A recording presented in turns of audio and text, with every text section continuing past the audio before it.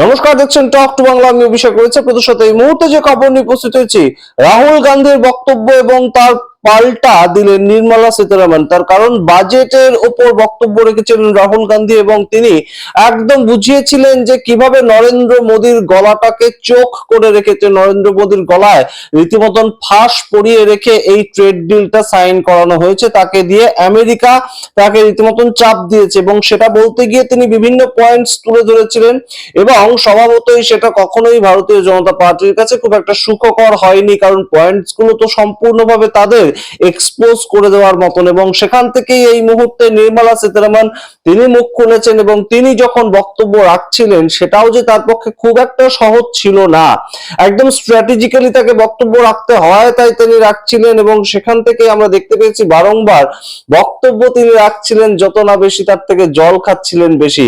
তার কারণ বিরোধীরা সব সময় তার উপর নজর রাখছিল এবং সব সময় সংসদের অভ্যন্তরে আমরা দেখতে পেয়েছি তুমুল একদম তারা আন্দোলন তৈরি করেছিল। আপনাদেরকে জানাই রাহুল গান্ধী যে পয়েন্টস গুলো তুলে ধরেছিলেন সেগুলো কি কি পয়েন্টস ছিল। সেই পয়েন্টস গুলো ছিল যে 2024 সাল পর্যন্ত যে ট্যারিফ ভারতবর্ষের সঙ্গে আমেরিকার সম্পর্কের সূত্রে ছিল সেটা ম্যাক্সিমাম ছিল 3%, 0 থেকে 3% দিতে হতো ভারতবর্ষকে ট্যাক্স যেটা, সেটাই ট্যারিফ। তো সেটা এখন 18% নিয়ে যাওয়া হয়েছে। তাতে কিসের আপনারা আনন্দ করছেন? আপনারা দেখেছেন নিশ্চয়ই যে এনডিএ এর বৈঠকে দেশের প্রধানমন্ত্রীকে বিশাল করে মালা পরানো হচ্ছে এবং বিশাল আনন্দ করা হচ্ছে যে প্রধানমন্ত্রী কি কাজ করে এসেছেন, 50% ট্যারিফটাকে 18% নিয়ে এসেছেন। কিন্তু এই 50% ট্যারিফ যেটা চাপানো হয়েছে সেটা তো রিসেন্টলি চাপানো হয়েছিল। আগে 2024 সালের আগে পর্যন্ত ভারতবর্ষ যখন আমেরিকাতে ব্যবসা করতো তখন তাকে ট্যাক্স দিতে হতো কত বলুন তো, 1 থেকে 3%। কিছু কিছু জিনিসের ক্ষেত্রে দিতেও হতো না, সেটাকে এখন 18% দিতে হবে। সেটা কি খুব একটা লাভ হলো নাকি ক্ষতি হলো? এই প্রশ্ন তুলেছেন রাহুল গান্ধী। দ্বিতীয় যে প্রশ্ন তিনি তুলেছিলেন সেটা হচ্ছে যে ভারতবর্ষ আমেরিকার থেকে এই মুহূর্তে বলেছে যে $100 বিলিয়ন তারা প্রতি বছর সেটা দিয়ে আমেরিকার থেকে বিভিন্ন জিনিসপত্র কিনবে। অর্থাৎ 5 বছরে যদি $500 বিলিয়ন হয় তাহলে এক বছরের হিসেবটা 100 মিলিয়ন হচ্ছে, $100 বিলিয়ন হচ্ছে। তো $100 বিলিয়ন যে ভারতবর্ষ কিনবে, তো সেই ক্ষেত্রে আমেরিকা কত টাকার জিনিস কিনবে আমাদের থেকে সেটাও তো আমাদের জানা দরকার। সেই ধরনের কিন্তু কোনো প্রতিশ্রুতি আসেনি।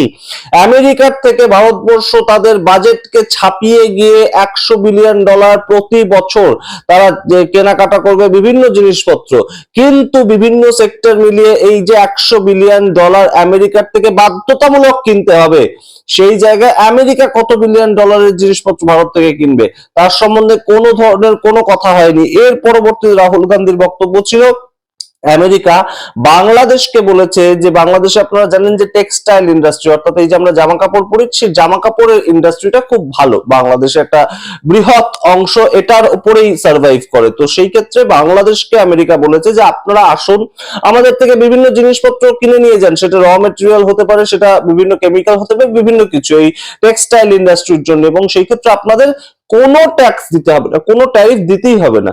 বাংলাদেশকে এই কথা আমেরিকা বলেছে। তো সেই যখন কথাটা আমেরিকার থেকে বাংলাদেশ আদায় করে নিতে পারলো, ভারত কেন আদায় করে নিতে পারলো না? ভারতবর্ষকে ট্যাক্স দিতে হবে 18%, সেটা টেক্সটাইল ইন্ডাস্ট্রি হোক, অন্যান্য যে কোনো ইন্ডাস্ট্রি হোক। তো এই প্রশ্নগুলো রাহুল গান্ধী রেখেছিলেন এবং স্বভাবতই সেটা শুনে তো খুব একটা ভালো লাগার কথা নয়। তার সঙ্গে যেটা গুরুত্বপূর্ণ বিষয় সেটা হচ্ছে রাশিয়ার থেকে তেল কিনবে না এই মুহূর্তে আর কখনোই ভারতবর্ষ, এবং শুধু রাশিয়া নয়, ইরানের থেকেও তারা তেল কিনতে পারবে না। এই সমস্ত শর্তের বিনিময়ে ট্রেড ডিল সাইন করে এসেছে এবং সেই ট্রেড ডিলের পরবর্তী ভবিষ্যৎটা কি, আমেরিকা আমাদের ভারতবর্ষে এসে কৃষিজ সেক্টর সেটা পর্যন্ত খোলা পাচ্ছে।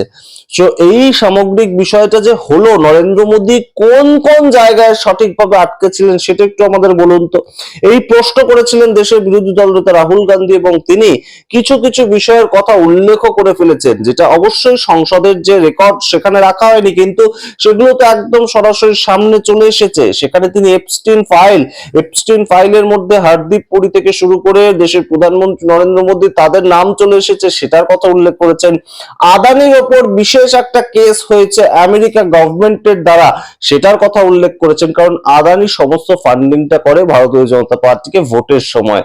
এই সমস্ত কথা উল্লেখ করার ফলে এই মুহূর্তে রাহুল গান্ধী তার কি ভবিষ্যৎ হবে এবং কি কি হতে পারে পরবর্তীতে, সেগুলো অন্যান্য ভিডিওতে আমরা অবশ্যই বিস্তারিত আলোচনা করব। কিন্তু নির্মলা সীতারামনের আপনার বক্তব্যটা দেখুন, এবং নির্মলা সীতারামন এই সামগ্রিক বক্তব্যের ভিত্তিতে কোনো কথাই তিনি বলতে পারেননি। এই যে বাজেট হয়েছে, এই বাজেটটা কিসের ভিত্তিতে হয়েছে, যেটা তিনি 1 ফেব্রুয়ারি তিনি বাজেটটা পেশ করলেন ভারতবর্ষ অর্থমন্ত্রী হিসেবে, কিসের জন্য পেশ করলেন, কার কথা অনুযায়ী পেশ করলেন? রাহুল গান্ধী তো বলছেন সম্পূর্ণটা আমেরিকার কথা অনুযায়ী তিনি পেশ করেছেন, কিন্তু তার প্রত্যুত্তরে তো তিনি বলবেন যে আমি এই সেক্টরে এত টাকা দিয়েছি, এই সেক্টরে এত টাকা দিয়েছি ইত্যাদি। কোনো কথা না বলে তিনি কি বললেন যে ইউপিএ সরকার ভারতবর্ষকে বিক্রি করে দিয়েছে, ইউপিএ সরকার ডব্লিউটিওর মাধ্যমে কংগ্রেস দেশকে বেচে দিয়েছে। এই ধরনের কথা হঠাৎ করে আবারও সেই নির্মলা সীতারামনকে বলতে হলো, এবং ইতিহাসের কাছে গিয়ে কোথাও গিয়ে তাদেরকে আশ্রয় নিতে হলো, ইতিহাসকে টেনে এনে বক্তব্য রাখতে হলো। সেই ইতিহাস বিকৃত ইতিহাস হয়তো, কিন্তু আমরা জানি না। সেটা নিয়ে মন্তব্য করার আগেও এই মুহূর্তে বক্তব্য যেটা নিজেদের কাজ তা সম্বন্ধে কিন্তু কোনো ধরনের কোনো ক্লারিফিকেশন নির্মলা সীতারামন না দিলেন অন্য কোনো বাণিজ্য মন্ত্রী পীযূষ গোয়েল এখনো পর্যন্ত একদিন সংসদে বক্তব্য রেখেছেন তার মতন, কিন্তু সেটা নিয়ে যে চর্চা সেটা এখনো পর্যন্ত হয়নি। ট্রেড ডিল নিয়ে এখনো পর্যন্ত চর্চা হয়নি। ট্রেড ডিল নিয়ে যখন পীযূষ গোয়েলকে জিজ্ঞেস করা হচ্ছে তখন তিনি বলছেন এস জয়শঙ্কর জানেন, এস জয়শঙ্করকে জিজ্ঞেস করা হচ্ছে তিনি বলছেন নরেন্দ্র মোদী জানেন। তো ট্রেড ডিলের সম্পূর্ণ বিষয়টাই আমাদের সামনে এখনো পর্যন্ত স্পষ্ট নয়, যখন নির্মলা সীতারামন বারংবার হোঁচট খেয়ে জল খেয়ে তিনি তার একটা ভাঙা মন্তব্য সামনে রেখেছেন। এবং আপনারা দেখুন, আপনারা বিচার করুন, এই মুহূর্তে যে প্রশ্নগুলো রাহুল গান্ধী রেখেছিলেন তার একটার উত্তর খুঁজে পান কিনা আপনারা অবশ্যই কমেন্ট বক্সে কমেন্ট করুন। দেখতে থাকুন টক টু বাংলা, অবশ্যই টক টু বাংলা ইউটিউব চ্যানেলটিকে সাবস্ক্রাইব করে দিন। ধন্যবাদ। They should have the strength to listen to this. Bharat को सेल कर रहे, भारत फार्मर को सेल कर रहे, मोदी जी सरेंडर कर दिया। मोदी जी किसी देश का हित का विषय में सामने खड़े होकर के बात करेंगे, देश के हित में काम करेंगे, मगर देश को बेचने वाले कौन है? Who has sold? I tell you who has sold. 2013 में world bank, world trade organisation WTO में जाकर के बाली में कांग्रेस ने एक समझौता करके आए।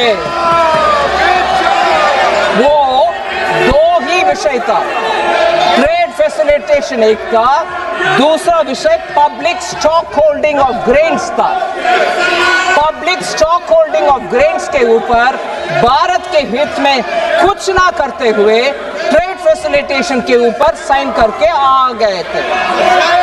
इसका मतलब था 2017 जनवरी से भारत देश में कोई किसान से प्रोक्योरमेंट हो नहीं सकता है, और हम रेशन के दुकान से गरीब लोगों को कुछ भी दे नहीं सकते हैं। मतलब रेशन का कोई भी चीज जा नहीं सकते। वर्ल्ड ट्रेड ऑर्गेनाइजेशन का बाली के मीट में जाकर के समझौता करने वाले ये लोग हैं। हमारे किसान से MSP दे करके कोई प्रोक्योरमेंट कर नहीं सकते थे। अगर मोदी जी 2014 में आकर के WTO के ऊपर हार प्रकारा, we fought for it and got peace clause so that we can think of the country also, man. This country 2017 से PDS डिस्ट्रीब्यूशन कर नहीं सकते थे, गरीब को रेशन दे नहीं सकते थे, देश को, गरीब को, किसान को बेचने वाले ये लोग हैं।